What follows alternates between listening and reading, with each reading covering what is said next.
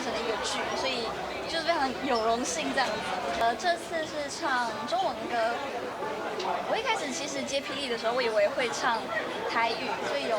小紧张了一下，因为本人我的台语非常差，差到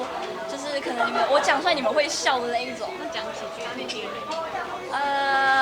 大家好，今仔日的天气真正就好诶。啊，算了，就很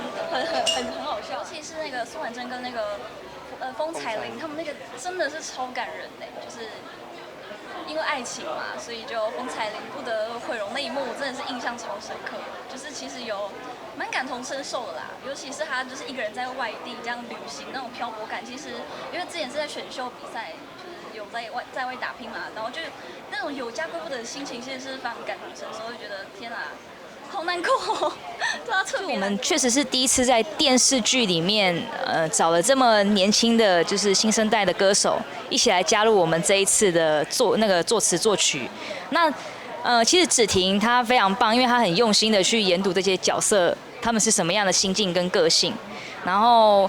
这时候我们也有邀请，就是方文山老师来做我们这一次主题曲的一个歌词创作，所以老师是有献词的，所以芷婷的声音再加上文山老师的歌词，就组合起来是非常有意境，然后有东方味的一首曲子，就很配合，就是很适合我们布袋戏的这个场。然后这次的片头，我们特别就是因为大家觉得学台语越来越潮，越来越流行，然后我们就在想说，那有没有可能就是把英文跟台语结合，变得很 rock？ 那这次就是片头曲，我们就做这样的一个尝试，对。真的非常新鲜，就是谢谢结合年轻人的时代潮流的感觉。对啊，就是霹雳布袋戏就是越走越年轻啊，感谢。越国际化的感觉是我们这朝这方面努力，因为真的渴望就是这样一个独特的怎么讲影剧形式，可以在世界就是可以发扬光大这样子。